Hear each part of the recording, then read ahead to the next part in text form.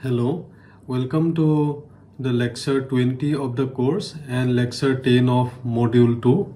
In this lecture, we will discuss the so-called quantum Lindblad master equation, and we will see how quantum dissipation can be taken into account using this approach. So let us begin.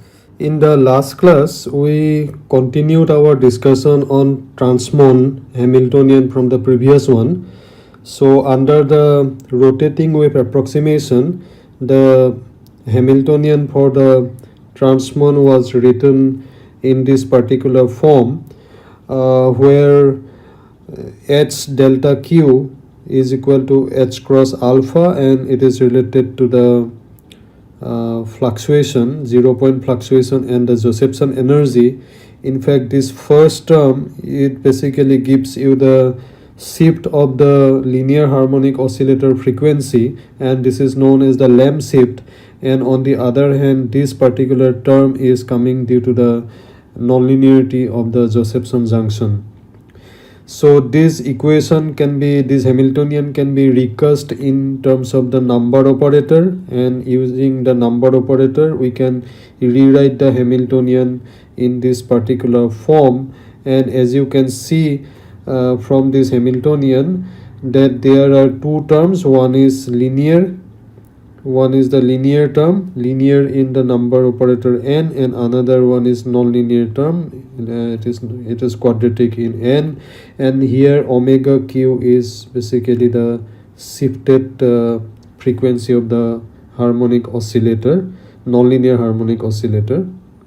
And the energy of the Hamiltonian in the Fock state, energy basis state, is simply, it can be very easily worked out using this eigenvalue equation, because we know that this is what the Fock state represents. This is the eigenvalue equation for the number operator. Okay, so using this, what we can do, we showed that that this energy level of the harmonic oscillator is no longer equally spaced, because it is now no longer linear harmonic oscillator, rather it is a nonlinear harmonic oscillator. As you can see from this expression, very easily we showed that difference between the first excited state and the ground state is h cross omega q. On the other hand, the second excited state and the first excited state has an energy difference, and it is not equally spaced. It is h cross omega q minus h cross alpha. And in fact, this particular Hamiltonian is experimentally realized, and for that, this certain parameters, for example, this capacitance was used as in lab, it was taken to be 65 femtofarad, while the inductance was taken to be around 14 nanohenry. These are very small parameter, and the corresponding Josephson energy was 12 gigahertz, and the charging energy was only 0.3 gigahertz.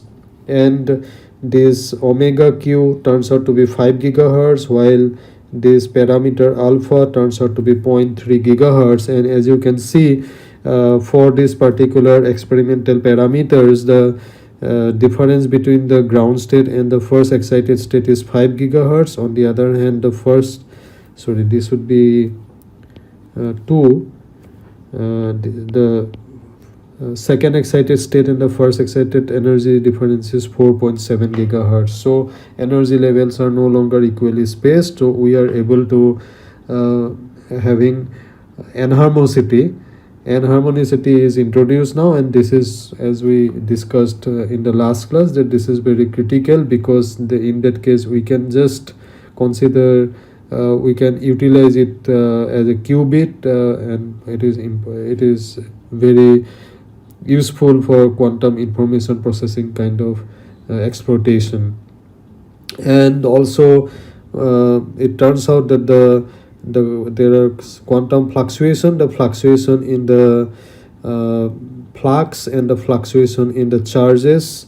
Fluctuation in the flux is half quantum, half actually flux quantum, that is 0.5. On the other hand, charge fluctuation is nearly 1 Cooper pair.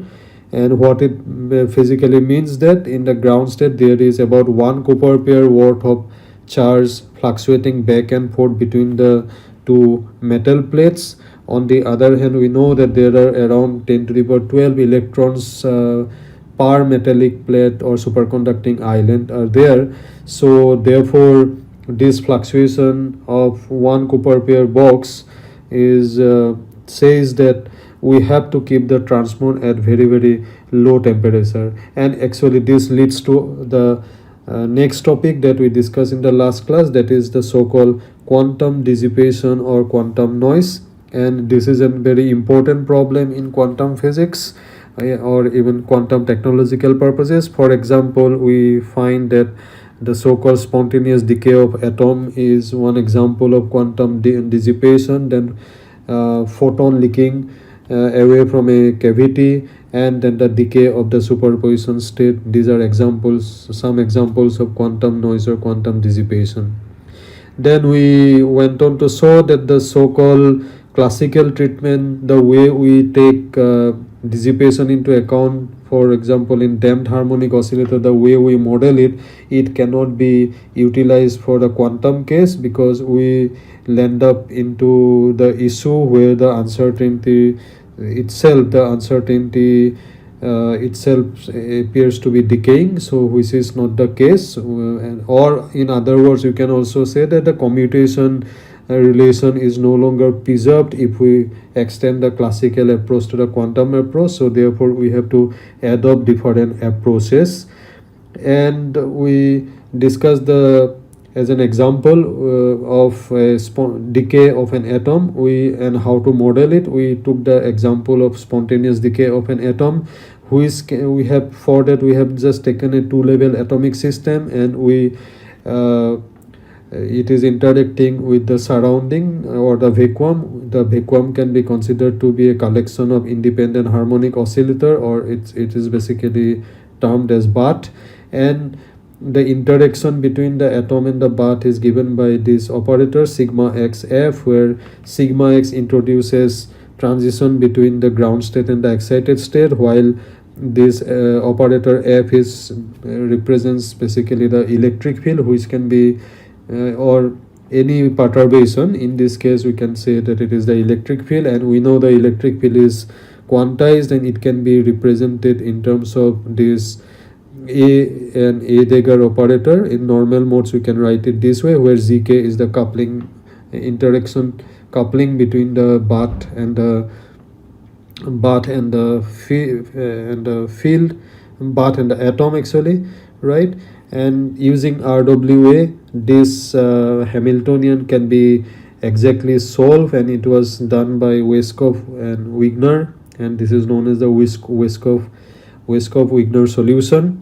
And the idea was to find out the probability of getting the atom in the excited state at an arbitrary time t, considering initially the atom to be in the excited state and the field to be in the vacuum. Then this probability of finding the atom in the excited versus time was plotted, and what it turns out that except for very short time and very long time, the mostly it behaves exponential decay behavior is there. And this exponential decay behavior can be very easily taken into account by a very simple model, where we write these two equations.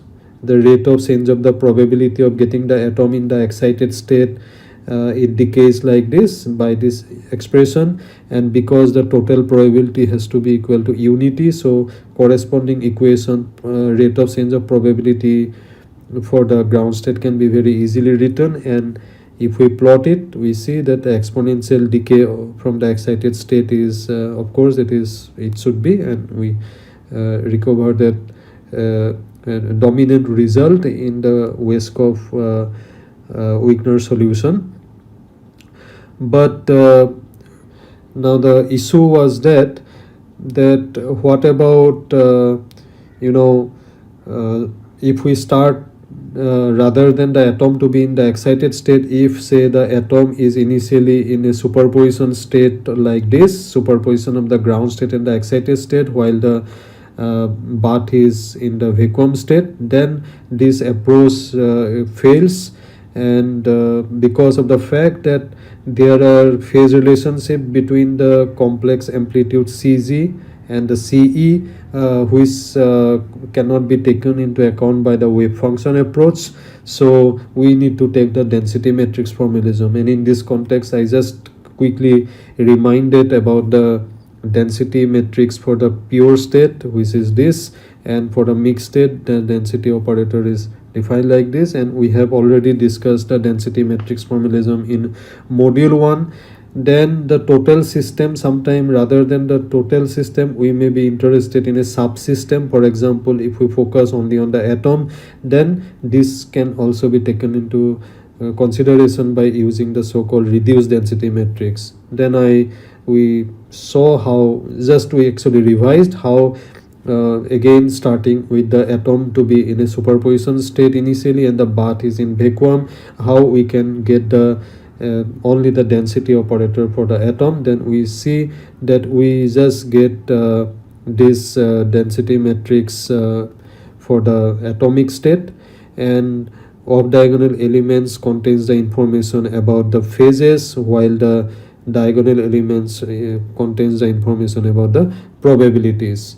Okay, now it turns out that the dissipation in quantum system could be taken into account by using the so-called quantum master equation approach. This is the topic for today's lecture, and in fact this quantum master equation is known as the workhorse for dissipative quantum systems, and it is possible to take into account around 90% of the dissipative problem related to dissipation using this quantum master equation. So we are now going to discuss quantum master equation, a very simple discussion. Rather than going to the rigorosity, I will discuss it with certain examples, and this would be very useful for taking many issues that we occur in quantum technology, particularly circuit quantum electrodynamics, and the topic that we are going to discuss in the next module 3, that is quantum optomechanics. Let me introduce the quantum master equation.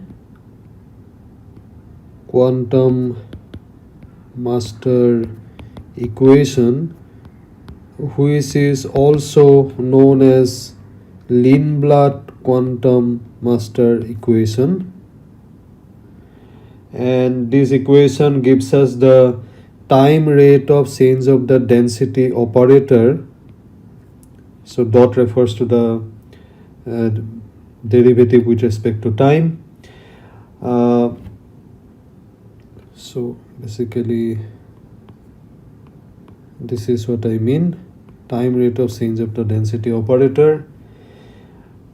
It is equal to 1 by I h cross the Hamiltonian of the system, commutation relation between the Hamiltonian and the density operator.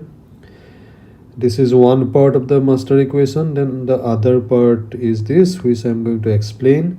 So there is an operator called Lindblad operator L, which is function of some arbitrary operator, say A, J, and it operates on the density operator, and then these gamma are the so-called the decay rates. Anyway, I will explain it. So this part actually refers to the coherent evolution of the system, and this can be very easily worked out using the Schrödinger equation. This refers to the coherent evolution of the system. It's also called von Neumann equation, this part along with this one. Okay, and this second part takes dissipation into account, because gamma are the dissipation rate, gamma or the decay rate, which I am going to discuss very soon. I will explain this particular part. Dissipation is, this refers to the dissipating part of the equation. Okay, Now please note that in this equation,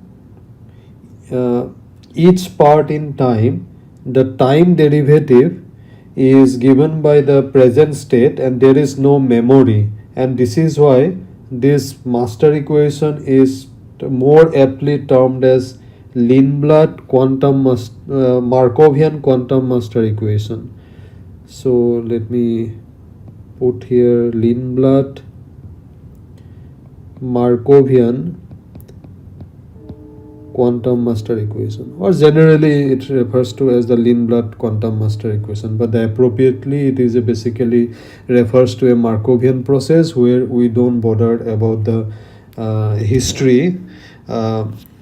Okay, so what it says is that at each point in time, the time derivative, as I said, is given by the present state and there is no memory.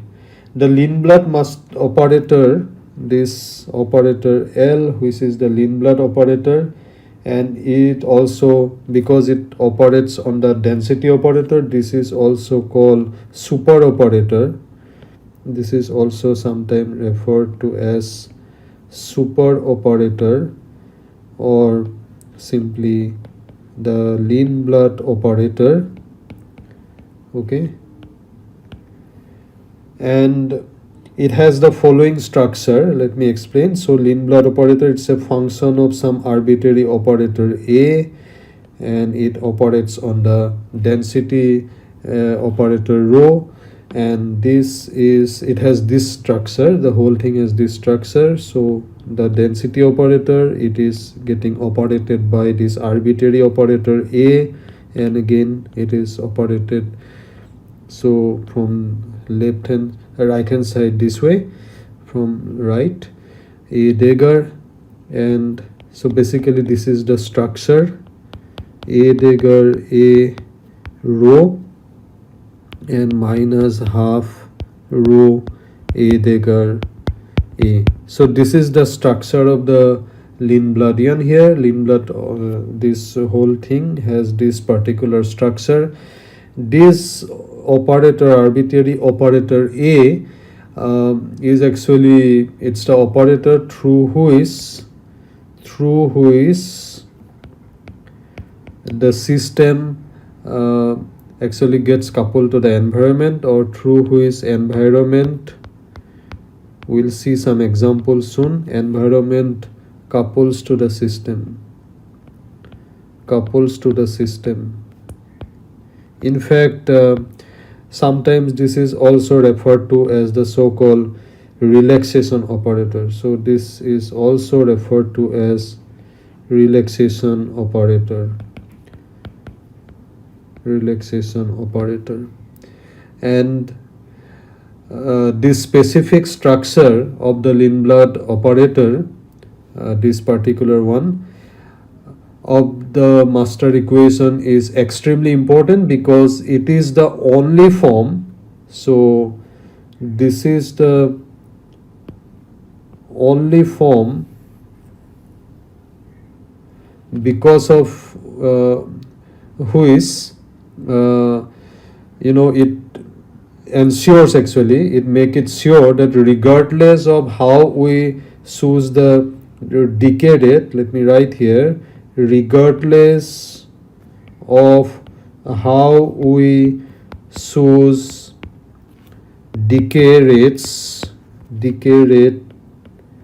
gamma and relaxation operator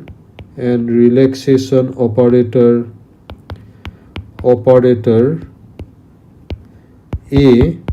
In fact, this can be proved, which we will not do here.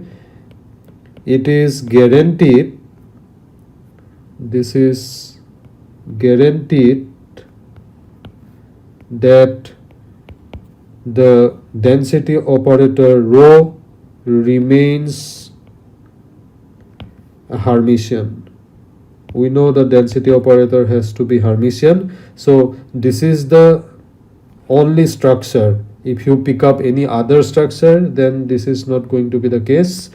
And also what it ensures is that the trace of rho is maintained, it's equal to 1, and also what it ensures is that rho remains semi-positive definite.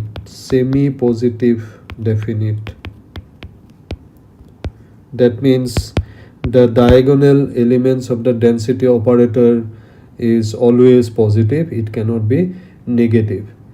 Now let me give some examples to illustrate the power of this quantum master equation.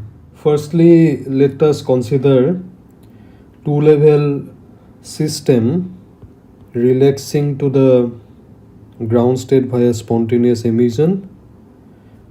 This is already familiar to us. Two-level system relaxing via spontaneous emission.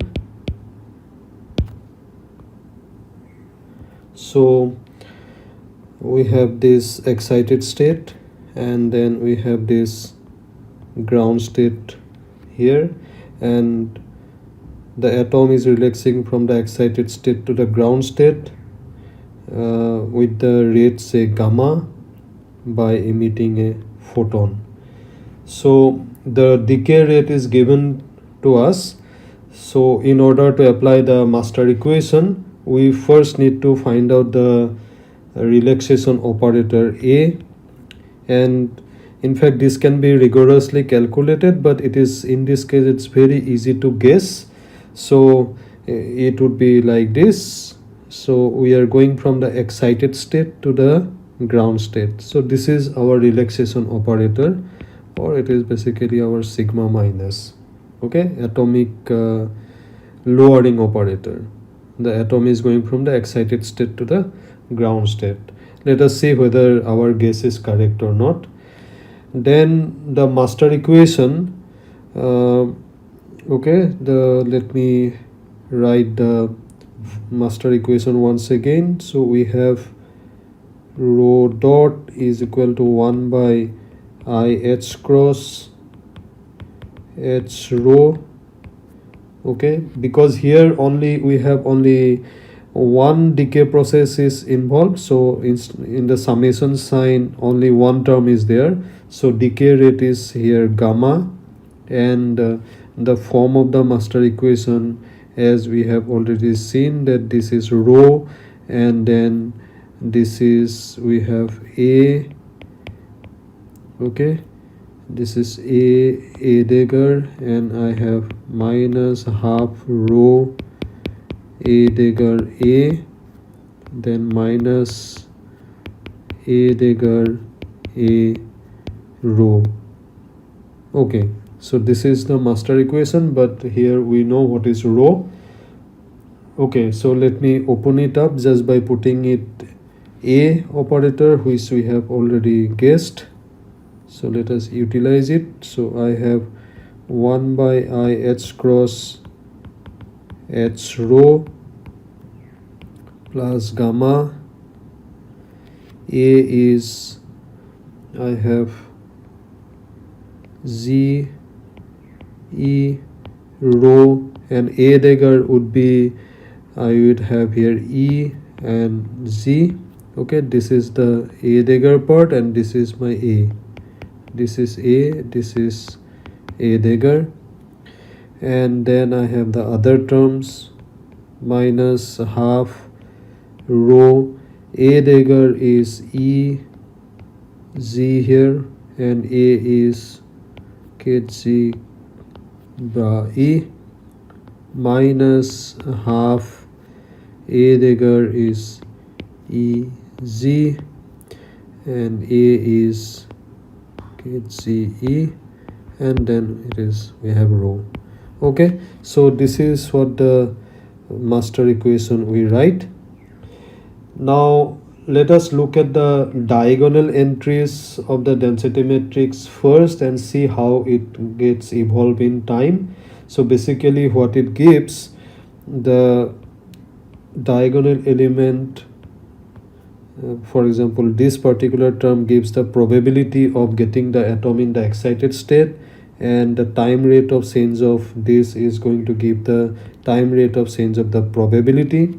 So we can immediately very easily work it out. So what we'll have 1 by I h cross, actually this term, okay, I will illustrate this term. First term will go to 0 because this Hamiltonian is diagonal in the easy basis. Okay, I will explain it. First let me write it down. So I am taking the multiplying this from one side. Okay, let me do it. So I have here E Z E rho E Z, and here it would be E. Okay, of course this term is going to be 0 because E and Z are orthogonal. And then what about the other term, that is minus gamma by 2 E rho E, and this is identity normalized, so I am left out with E and multiplied E. Okay, this is also identity, this is also 1, this is 1, and then I have here a half, I have E. Okay, this is again identity, and this is also identity, so therefore I will have E rho E. So what I will be left out, this implies that I will have time rate of change of probability for the excited state. It would be 1 by I h cross E h rho E, and I will be left out with minus, I will have, okay, here it is gamma. So this term and this term, combining these two terms, I am getting minus gamma E rho E. Now this term I claim that this is equal to 0 because you can easily see that E h rho, okay, this is equal to E h rho E minus E rho h E. Now this Hamiltonian, you know, it's, and this is the eigenstate. So let us say our this two level system, this difference is say h cross omega 0, and this has say 0, ground state has 0 energy, and the excited state has h cross omega. So therefore what we'll have h cross omega 0, that's the energy eigenvalue. So this is what we'll have, and because of this I can see that h, this, I think already you can make it out, that the first term is going to give me h cross omega 0 E rho E, and then similarly I will have h cross omega 0 E rho E. Okay, so this is equal to 0. So therefore thus will be left out with only that Pe dot is equal to minus gamma gamma E rho E, which is nothing but the probability of getting the atom in the excited state.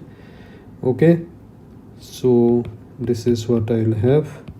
Similarly, you can get Pz dot, you can get it very easily.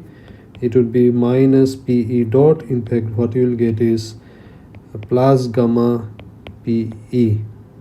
Okay, this is what you will get. In fact, if you recall that these are the same, exactly the same set of equations that we got earlier by using our simple model, but this master equation gives us something extra. For example, what about the coherence?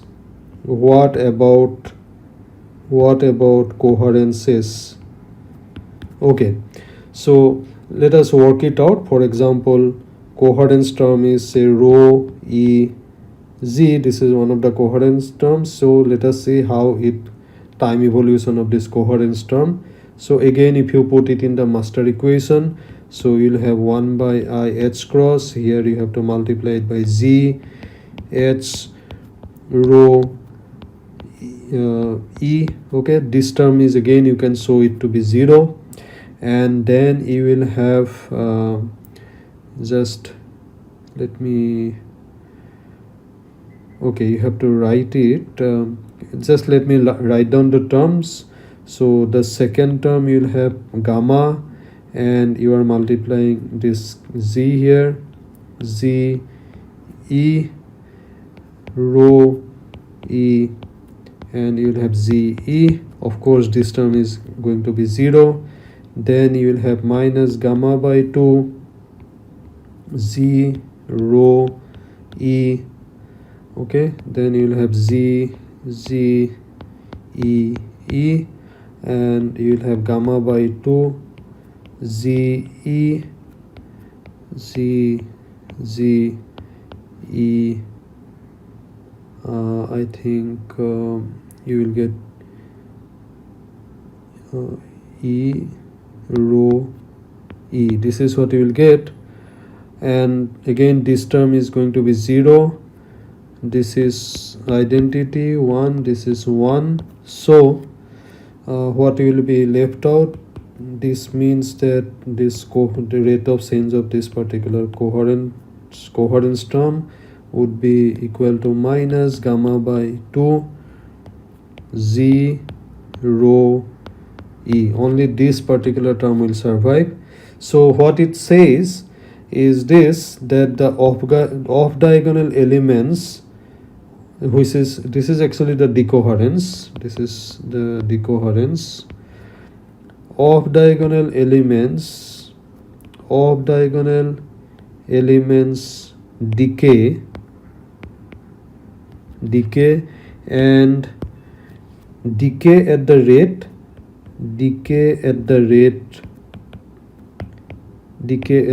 gamma by 2.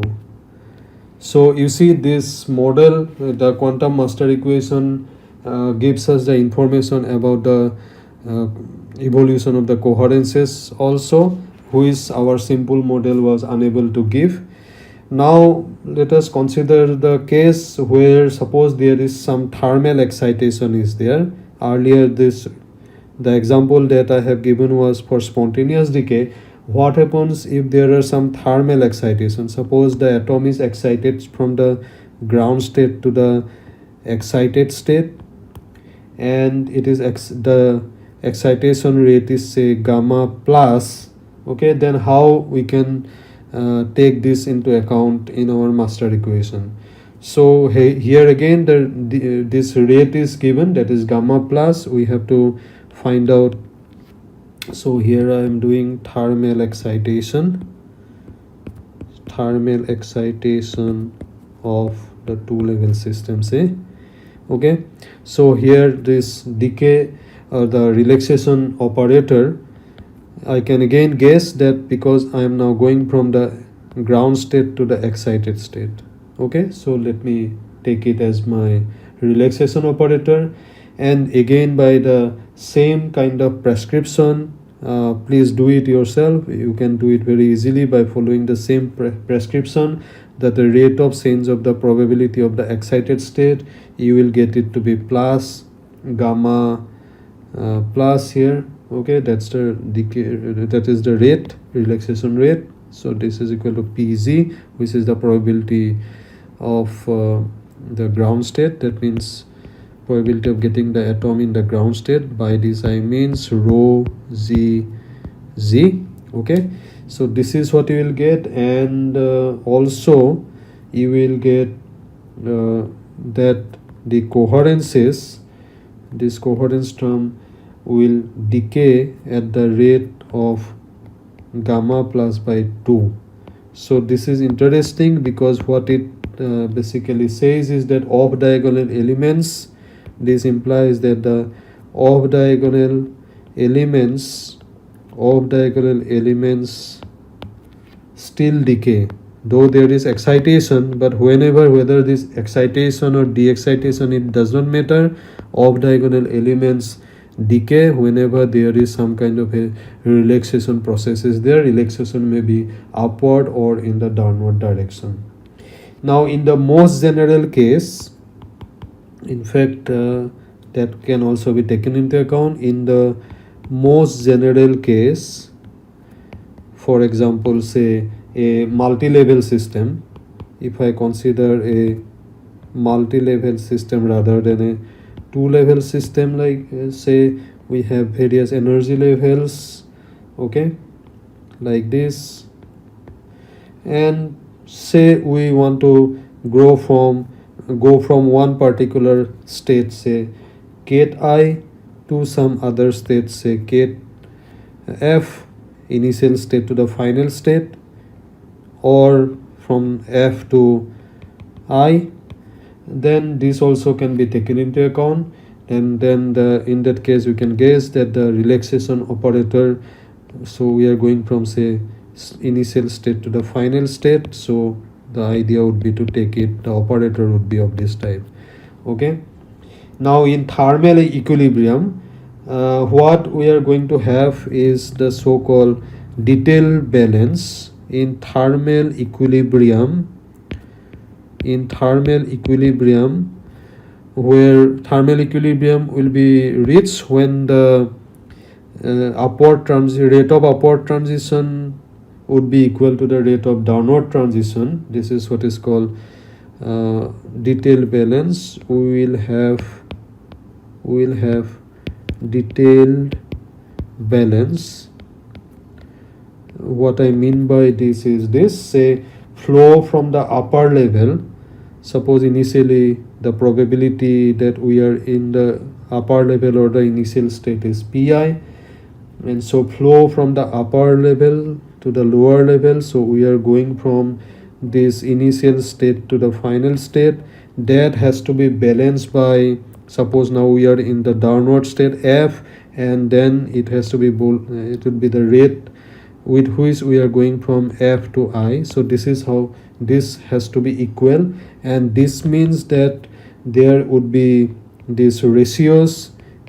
You are going from I to f, this decay rate, ratio of this decay rate from going from I to f or going from f to I is equal to the ratio of the probability of getting the state in the state f by pi, right?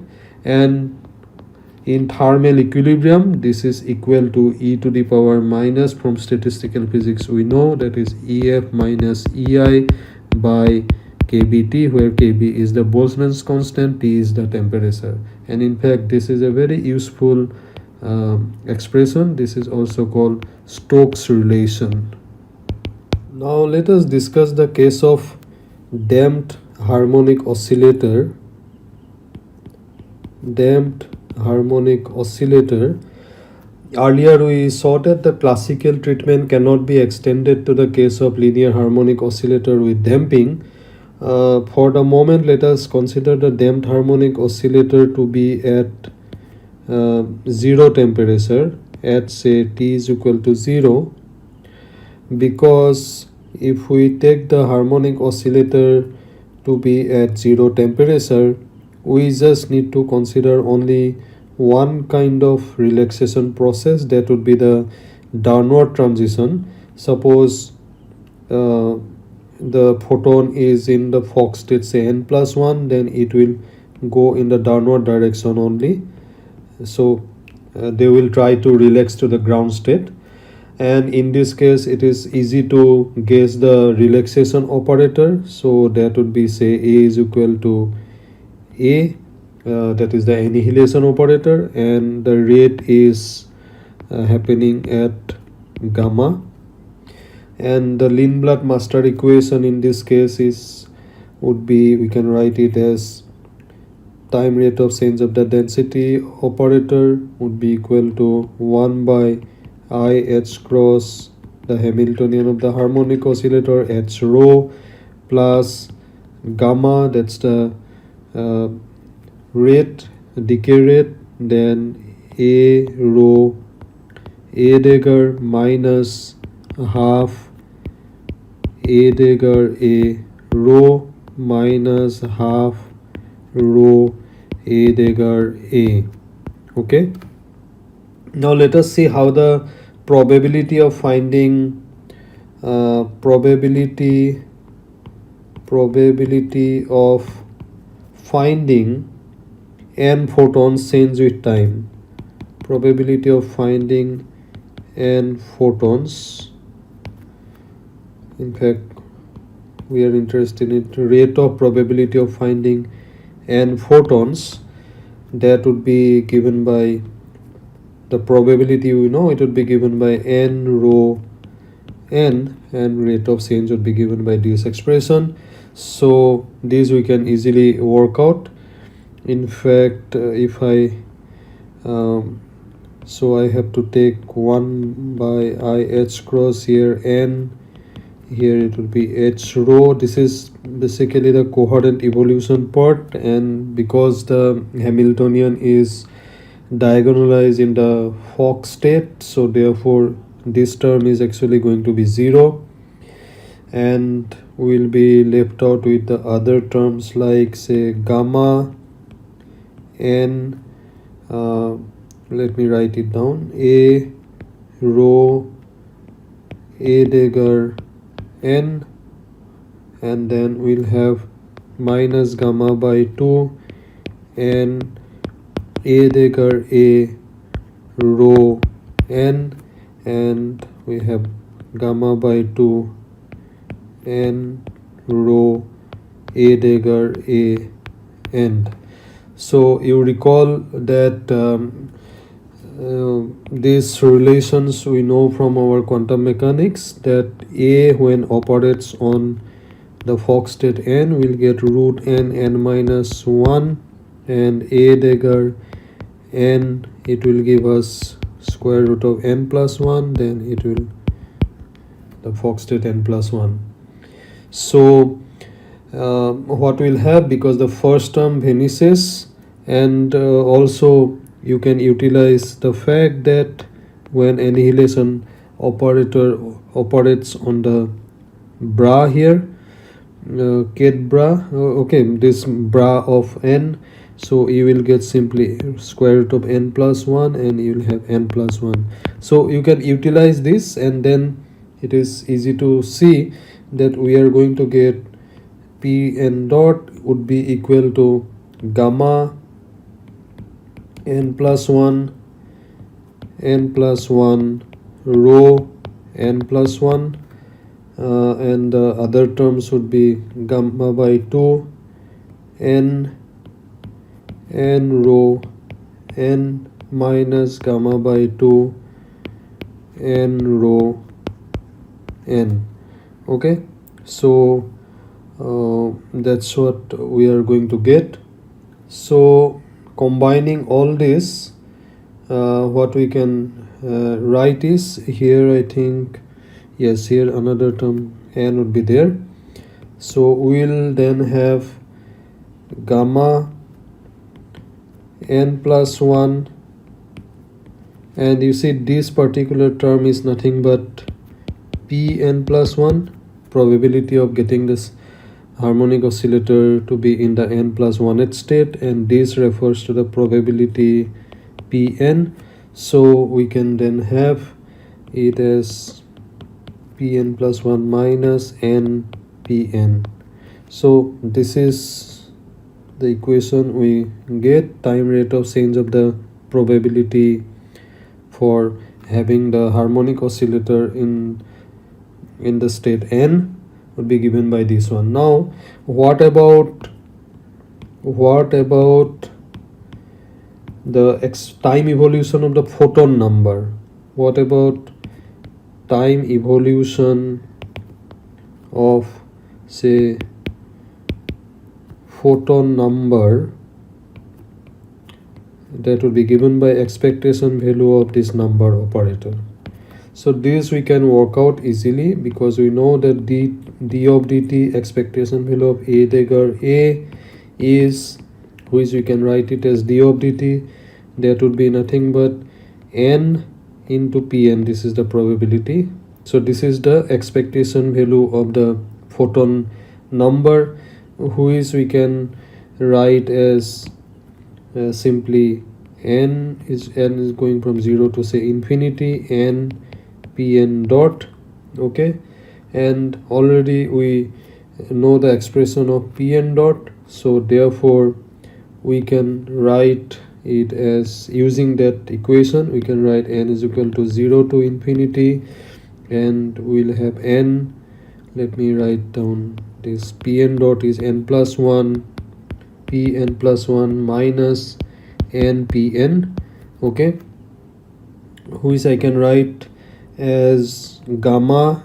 You see what I have here, here n Pn is there, and here this suffix is n, here it is n plus 1. I can make it n just by changing. Okay, let us look at the first term. If I look at the first term, then I can write it as, if I replace n by n minus 1 here, and this would be then n, and here it would be Pn. This is the first term, and the second term I can keep it as it is, that would be gamma n Pn. Okay, n is going from 0 to infinity. I can very easily do that, and if I do the math, so you can easily see that you are going to get minus gamma n Pn. Okay, and what we see that n Pn is nothing but this particular term. This is expectation value of a dagger a, so therefore I can write it as, so therefore what I have, Pn dot is actually, okay, this is d of dt a dagger a, and this is minus gamma a dagger a. Okay, so we can easily write down this solution, said that the average number of say photon at any arbitrary time t is equal to e to the power minus gamma t a dagger a at time t is equal to 0. So the average number of photons decays with time exponentially at the rate gamma. Again, we can find out say what about the time rate of change of, what about the time rate of change of expectation value of the annihilation operator. This also can be worked out. I'm leaving it as a exercise for you. You can do it, and you can show that the time rate of change of this expectation value of this annihilation operator would be, you will get this equation, so gamma minus gamma by 2a. So this expectation value therefore decays at the rate gamma by 2. Now let us quickly check out the case when the harmonic oscillator at finite temperature. How we can discuss that? Finite temperature, say finite temperature T. Now in this case there cannot be only one process, because at finite temperature there is thermal excitation as well. So we have this harmonic oscillator, so there may be more than one process here. One process may be in the downward direction, say let us say that would be at the rate gamma minus, and another process would be at rate say gamma plus. So both upward transition and the downward transition would be there.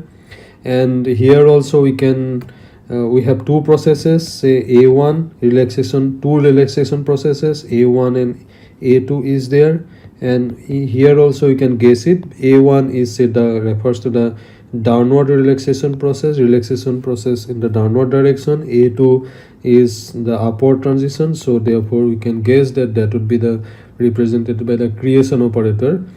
As regards the decay rate, we have this gamma minus, that is the downward decay rate, that is the decay rate which would be, actually we can write it in terms of the all decay rate gamma, which is gamma is the decay rate at time t is equal to, sorry, temperature t is equal to 0, which is going to get enhanced by a factor of 1 plus say n thermal. N thermal is the average number of thermal photons. So this is average number of thermal photon. In fact, if you go to the t is equal to 0 case, the thermal average number of thermal photon would be 0, then you will retrieve the earlier decay rate. Okay, and actually this thermal number of photon would be given by this equation, 1 by e to the power h cross omega by kBt minus 1, where this is what we have as h cross omega, spacing between the energy levels. On the other hand, we have this another process, that is the excitation process would be given by this, and the decay rate or the relaxation rate would be gamma plus. That would be actually because of the presence of the thermal photon, it would be gamma and th. As you can see, if we are having a 0 temperature, there would be no, because nth would be equal to 0 at 0 temperature, and there would be no relaxation process in the upward direction. Now using the Lindblad quantum master equation, we can actually show that the time rate of change of the average number of photons, you should be able to establish this equation. It will be gamma nth a dagger a. Or again here also, just like in the case of the 2-level case, or because relaxation process is there, this is decaying at the rate gamma by 2. Okay, this is what even at finite temperature we will get. Now in the steady state, you can easily see that in the steady state or in thermal equilibrium, this time rate of change of this is going to be 0. So therefore the average number of photons, that is a dagger a, would be equal to nth. In fact, depending on where you start, say if say at t is equal to 0, we have this a dagger a, okay, that is greater than the average thermal photon, or we have this average number of photons to be less than this equilibrium value. This will get this behavior as I can depict it in this diagram. Basically what I'm doing is I'm just depicting the solution of this equation. You will see that in thermal equilibrium it will, so here it is y-axis is expectation value of a dagger a, and this is the time, and at thermal equilibrium it is going to reach the this value, it is the nth, that is the equilibrium value. So if we initially start at a higher number of photons, then it is going to decay exponentially and it will decay like this. On the other hand, if we start at say 0 photon, so then it will go and approach the thermal equilibrium at long time. So this is what this solution basically represents. Let me stop here for today. In this class, by using various examples, we saw how quantum master equation, or the so-called Lindblad quantum master equation, can be used to study quantum dissipation processes. In the next class, we will continue our discussion on quantum dissipation, and we will discuss the so-called pure dephasing, and we'll see how quantum master equation can be used to model it. So see you in the next class. Thank you.